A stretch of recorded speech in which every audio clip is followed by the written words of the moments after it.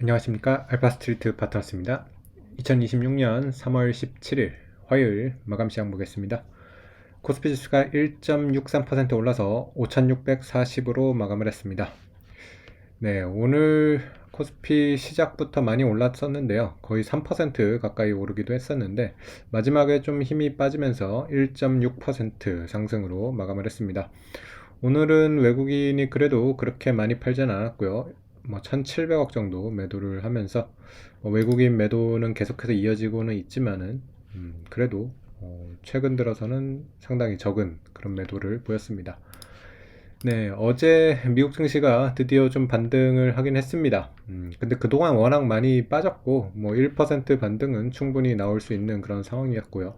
아직 좀 근본적으로 이렇게 좋아지거나 이런 상황은 아니어가지고, 이렇게 하락장 중에서도 이렇게 나오는 그런 반등이라고 일단은 봐야 될 것 같습니다. 나스닥이 1.2% 정도 올랐고요. S&P는 1% 정도 상승을 했습니다. S&P가 거의 한 6,700 정도에 마감을 했고요. 나스닥 같은 경우는 고점 대비 여전히 한 7, 8% 정도 빠져 있는 그런 상황입니다. 네.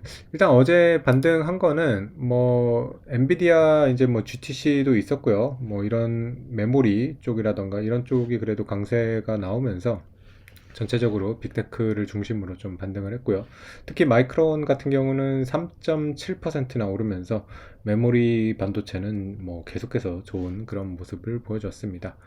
다른 종목들 보시면 금융 쪽도 조금씩 반등을 했고요. 그리고 네, 제약 바이오 쪽 이런 쪽도 조금 반등을 하면서 그래도 전체적으로 좀 오르는 그런 모습을 보였습니다. 네. 아마존이랑 메타가 2% 넘게 오르면서 M7 중에서는 네, 이런 쪽이 조금 강한 그런 모습이었습니다. 근데 오늘 오후에 약간 이제 힘이 빠진 이유가 WTI가 네, 여전히 높아요. 보면 90불 밑으로 장중에 잠깐 가기도 했었는데 지금 보면 다시 그대로 올라왔죠. 그러면서 지금 WTI 96달러 거래가 되고 있고요.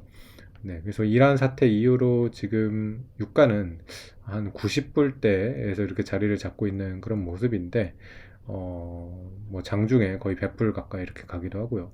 그래서 유가에 따라 가지고 유가가 좀 떨어지면 주식이 오르고, 유가가 좀 다시 상승을 하면 주식이 빠지고, 네, 그런 지금 상황이 계속되고 있는 것 같습니다.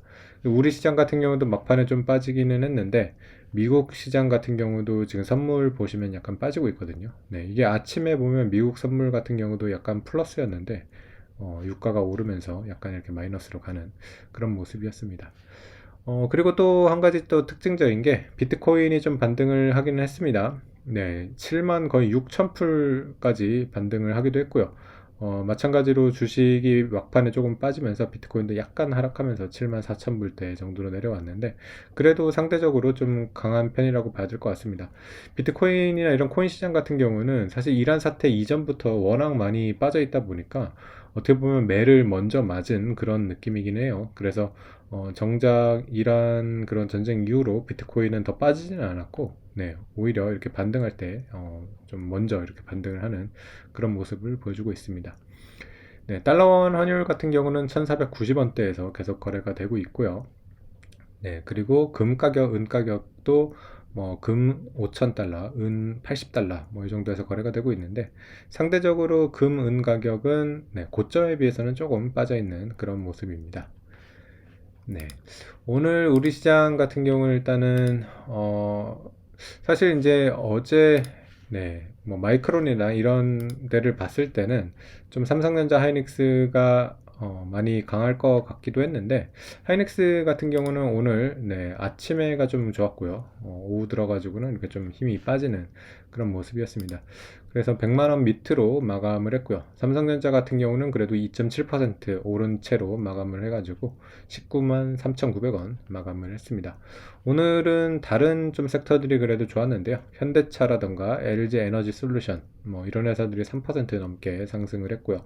그리고 셀트리온 같은 경우도 오랜만에 3% 오르면서 좋은 모습이었습니다.